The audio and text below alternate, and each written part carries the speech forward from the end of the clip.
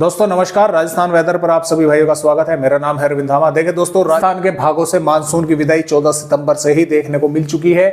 श्री गंगानगर, नागौर, जोधपुर और बाड़मेर के कुछ यहाँ पर भागों से मानसून की विदाई हो चुकी है। जैसलमेर के सभी भागों से मानसून जा चुका है।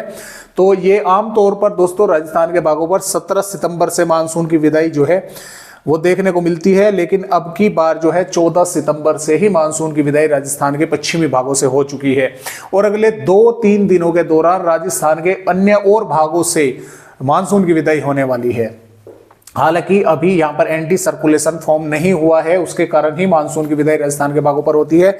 लेकिन 3 दिन पहले 17 सितंबर में होती है, 3 दिन पहले ही मानसून की विदाई पश्चिमी राजस्थान के भागों से हुई है। और जैसा कि आप सभी जानते हैं कि 5 दिन तक अगर बारिश नहीं होती है और हवाएं जो हैं वे पश्चिमी चलनी शुरू हो जाती है तो मानसून की विदाई मान ली जाती है। अब ये तो पैराग्राफ पूरे हो चुके हैं राजस्थान के पश्चिमी भागों पर, लेकिन जो एंटी सर्कुलेशन का फॉर्म है वो यानी कि वो भी बनना जरूरी है, लेकिन वो अभी तक नहीं बना है।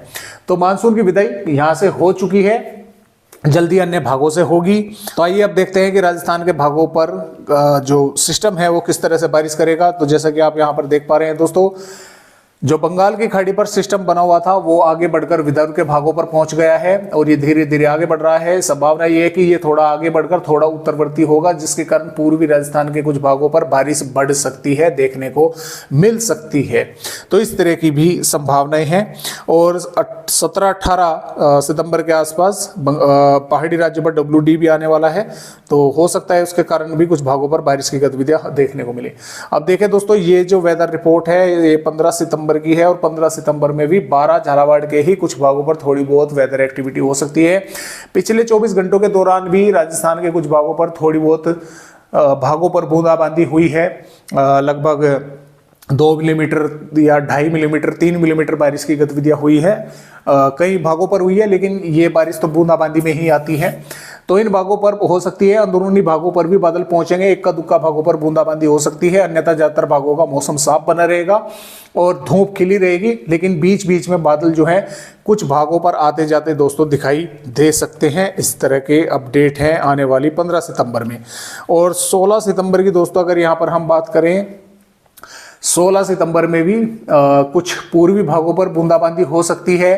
भीलवाड़ा, उदयपुर, डूंगरपुर के भागों पर, इधर कोटपुतली, बहरोड के भागों पर, खैरतल, तिजारा के भागों पर, बूंदी, कोटा, बारा के आसपास के भागों पर थोड़ी बहुत बूंदाबांदी हो सकती है। पश्चिमी राजस्थान पर कोई संभावना बारिश की यहाँ पर नहीं है। 17 सितंबर से बारिश की गतिविधियां राजस्थान के भागों पर कुछ भागों पर बढ़ने की संभावनाएं हैं। उदयपुर, डूंगरपुर, बांसवाड़ा, भीलवाड़ा, बूंदी, टोंक, कोटा के आसपास के भागों पर।